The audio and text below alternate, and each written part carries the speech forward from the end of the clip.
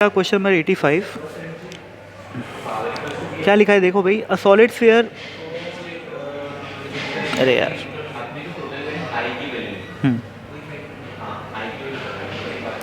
A solid sphere is set into motion on a rough horizontal surface with linear speed v in the forward direction and angular speed v by r in the anti clockwise direction. तो अब इस line को पढ़ के confuse नहीं होना है कि भाई स्पीड तो v दे रखी है और angular speed v by r दे रखी है, तो ये रोलिंग तो शुरू से ही कर रहा है। ऐसा नहीं है, क्योंकि स्पीड कहाँ दे रखी है, सामने की तरफ। स्पीड कहाँ है, इधर, जबकि एंगुलर स्पीड कहाँ है, ऐसा। अगर रोलिंग है तो स्पीड अगर ऐसा है तो ऐसा होना चाहिए एंगुलर स्पीड, ठीक है ना। तो पहले प्योर रोलिंग नहीं हो रही है। अब आगे क्या लिखा हुआ है, find the linear speed of the sphere when it stops rotating and when slipping finally ceases and pure rolling starts. तो इस क्वेश्चन में क्या हो गया देखो कि जब ये ब्लॉक आगे बढ़ेगा, सॉरी ये जो बॉल है वो रोल नहीं कर रही है, तो इस पॉइंट की एनालिसिस करते हैं अपन लोग। इस पॉइंट की लीनियर वाली स्पीड ये है और जो सेंटर ऑफ मास से रिलेटिव स्पीड है वो क्या है, v by r, सॉरी हाँ ओमेगा इंटू आर। तो v by r into R यानी कि v बच गए। तो इसकी नेट स्पीड क्या है, आगे की तरफ 2v है, तो इसका मतलब इस पर फ्रिक्शन कहाँ लगेगा, पीछे लगेगा, ठीक। तो फ्रिक्शन इस पर लगेगा ऐसे ऐसे। अब सोचो ये फ्रिक्शन क्या करेगा, ये फ्रिक्शन इस वेलोसिटी को कम करेगा और इस एंगुलर वेलोसिटी को भी कम करेगा, क्योंकि इस एंगुलर वेलोसिटी को भी कम अपोज कर रहा है और वेलोसिटी को भी अपोज कर रहा है, क्योंकि एंगुलर वेलोसिटी कहाँ पर है, इस डायरेक्शन में, और फ्रिक्शन का टॉर्क किधर है, इस डायरेक्शन में, ठीक है। तो होएगा क्या, होएगा ये कि इसकी स्पीड और इसका ओमेगा दोनों डिक्रीज़ करेगा। पर अब ये कैसे सोचे कि कौन पहले ज़ीरो हो जाएगा। फ्रिक्शन का टॉर्क भी है, फ्रिक्शन का फोर्स भी है, अपोजिंग फोर्स, उसकी वजह से ये दोनों कम हो रहा है। पर कौन पहले शून्य होगा ये बात है, क्या दोनों एक साथ शून्य होंगे या फिर अलग अलग होंगे, और अगर अलग अलग होंगे तो कौन पहले होगा, ये सोचने वाली बात है, ठीक है। सोचो फ्रिक्शन यहाँ पर लग रहा है ना, तो फ्रिक्शन का टॉर्क कितना है, F इंटू आर। तो इसका अल्फ़ा क्या आ जाएगा, I डिवाइडेड बाय आई। तो कितना हो गया ये, F into R, solid sphere है तो 2/5 m r स्क्वायर। ये r और ये r गया, और ये क्या आ रहा है, 5/2 F/2m, 2mr।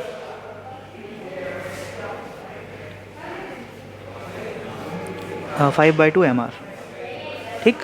और एक्सेलरेशन क्या हो जाएगा, एक्सेलरेशन हो जाएगा force divided by mass. Simple है। तो एक्सेलरेशन बाय आर क्या हो जाएगा, नहीं ऐसा नहीं है, सोचो। हाँ ठीक है, सॉरी यार, मैं ये ठीक है, ये कैलकुलेशन काम तो आएगी पर अभी काम नहीं आएगी। ये बस इतनी दोनों काफ़ी है ना। इसको मैं काम करता हूँ, साइड में ले जाता हूँ। यहाँ मैं ये बोल रहा था कि भाई कौन पहले शून्य होएगा, वेलोसिटी या फिर एंगुलर वेलोसिटी। तो सोचो शुरू में अगर मैं एंगुलर मोमेंटम देखता हूँ किस पॉइंट के अबाउट, इस पॉइंट के अबाउट। Good evening sir. पहली बात तो इस पॉइंट के अबाउट एंगुलर मोमेंटम कंजर्व रहेगा। क्यों, क्योंकि फ्रिक्शन की डायरेक्शन ऐसी ही है, तो फ्रिक्शन का लाइन ऑफ एक्शन उस पॉइंट से पास हो रहा है। इसी पॉइंट के अबाउट एंगुलर मोमेंटम कंजर्व रहेगा, है ना, ऊपर वाले किसी पॉइंट के अबाउट तो रहेगा नहीं। तो अगर एंगुलर मोमेंटम कंजर्व है तो देखो शुरू में एंगुलर मोमेंटम क्या है, इस पॉइंट के अबाउट रोटेशनल जो लीनियर स्पीड है सेंटर ऑफ मास की वो ऐसी है, और ये आर वेक्टर, तो आर क्रॉस ओमेगा मतलब एम वी आर किधर, क्लॉकवाइज डायरेक्शन में, ठीक है ना। ये आर क्रॉस वी किधर आएगा, क्लॉकवाइज आएगा। फिर तो क्लॉकवाइज को मैं काम करता हूँ पॉजिटिव मान लेता हूँ, तो plus M V R plus ये जो रोटेशन है वो कैसे एंटी क्लॉकवाइज है, तो कितना होएगा, आई इंटू ओमेगा, एंटी क्लॉकवाइज है तो माइनस लिख दिया, ठीक है। तो एम वी आर माइनस आई कितना है, 2/5 mr स्क्वायर, और ओमेगा की वैल्यू क्या है, v बाय आर है ना, तो v बाय आर, तो ये r और r गया, तो ये बन रहा है 3/5 mvr। इसका मतलब पॉजिटिव आ रहा है ये, और पॉजिटिव हमने किसको मान रखा है, क्लॉकवाइज को। तो इस पॉइंट के अबाउट जो एंगुलर मोमेंटम है वो क्लॉकवाइज डायरेक्शन में है इनिशियली, तो फाइनली भी एंगुलर मोमेंटम क्लॉकवाइज डायरेक्शन में ही होना चाहिए। एक ही पॉसिबिलिटी है क्योंकि एंगुलर मोमेंटम कंजर्व है। तो सोचो तो होगा क्या। अब इस पॉइंट पे अगर मैं देखूं, सपोज करो कि ओमेगा पहले ज़ीरो नहीं हुआ, वेलोसिटी पहले ज़ीरो हो गई, तो कैसा दिखेगा ये स्फीयर? ऐसा ओमेगा रहेगा और वेलोसिटी हो गई 0, तो ये बचा। तो इसका ओवरऑल एंगुलर मोमेंटम कहाँ दिख रहा है भाई? इसका तो एंटी क्लॉकवाइज दिख रहा है ना, तो ये तो सही नहीं हो सकता। तो इसका मतलब दूसरा सही पॉसिबिलिटी क्या है, ये कि पहले ये जो एंगुलर वेलोसिटी है वो ज़ीरो हो जाए और बाद में वेलोसिटी ज़ीरो हो। तो होएगा यही कि एक पॉइंट ऐसा आएगा जब पहले मतलब किसी इंस्टेंट पे मान लेते हैं कि t1 पे इसका ओमेगा क्या हो गया 0 और v डैश क्या हो गया, मतलब वेलोसिटी 0 नहीं हो पाई, ठीक है। तो इसी इंस्टेंट पे पूछा हुआ है व्हेन इट स्टॉप्स रोटेटिंग, इसकी लीनियर स्पीड बताना है व्हेन इट स्टॉप्स रोटेटिंग, यानी कि इस इंस्टेंट पे इसकी लीनियर स्पीड v डैश बताना है, ठीक है। तो अब इस कैलकुलेशन का वैसे कोई काम नहीं है यहाँ पर, नहीं है, बाद में करेंगे उस काम। तो एंगुलर मोमेंटम यहाँ पे कितना है, इतना, और इस पॉइंट में केवल सेंटर ऑफ मास चल रहा है, रोटेशन तो हो नहीं रहा है।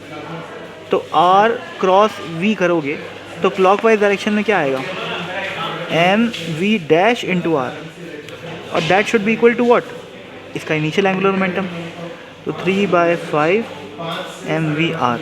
तो ये m से m घट गया, तो इससे v डैश की वैल्यू आ जा रही है 3v बाय, ये आर भी कट गया है ना, तो 3v/5, यानी कि इस इंस्टेंट पे, जिस इंस्टेंट पे रोटेशन ख़त्म हो चुका है और चल रहा है वो केवल, उस इंस्टेंट पे वेलोसिटी क्या हुई 3v/5। अब बाद में क्या होगा सोचो भाई, हमें पता है, हम लोग ऐसा क्वेश्चन कर चुके हैं। अब पहले जो था उसको भूल जाओ, अब केवल यहाँ देखो, यहाँ पर हमें क्या दे रखा है, एक सिंपल एक बॉल है जो कि v स्पीड से लीनियर स्पीड से जा रही है। तो क्या होएगा अल्टीमेटली, पहले फ्रिक्शन लगेगा,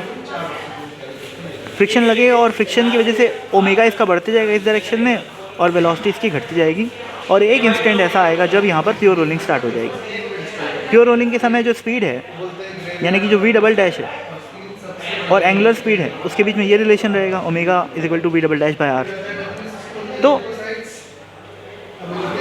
तो अब क्या करोगे यार, इस पॉइंट पे और इस पॉइंट पे एंगुलर मोमेंटम कंजर्व कर दो, ठीक है ना। तो क्या लिखेंगे, ये एंगुलर मोमेंटम कंजर्वेशन था, है ना, और यहाँ पर अर्क कर दो, क्या आ जाएगा, initial angular momentum is 3/5 M V R, और आगे इस पॉइंट पे दोनों एंगुलर मोमेंटम आएगा, रोटेशन वाला भी जो कि आई इंटू ओमेगा है, और ट्रांसलेशन वाला भी जो कि M V double dash R है, ठीक है। तो कर लो भाई सॉल्व इसको। आई की वैल्यू क्या है, आई की वैल्यू है 2/5, या इसको एक काम करते हैं, अलग पेज में लिख लेते हैं, जगह की थोड़ी कमी महसूस हो रही है। हाँ, तो क्या है था 3/5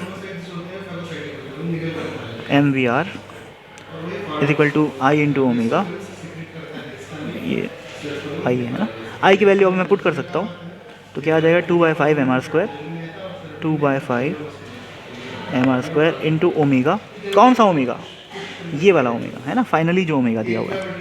अब ये इनिशियली भी ओमेगा यूज़ कर रखा है, बट ठीक है ना, मैं तो उसको v/r पुट कर दिया हूँ, और ज़्यादा ही हो तो भाई यहाँ पर ओमेगा डैश मान लो, है ना, कुछ नहीं बिगड़ेगा अपना, तो ओमेगा डैश कर लो, ठीक। तो I into omega dash plus M V double dash R, तो M V double dash are.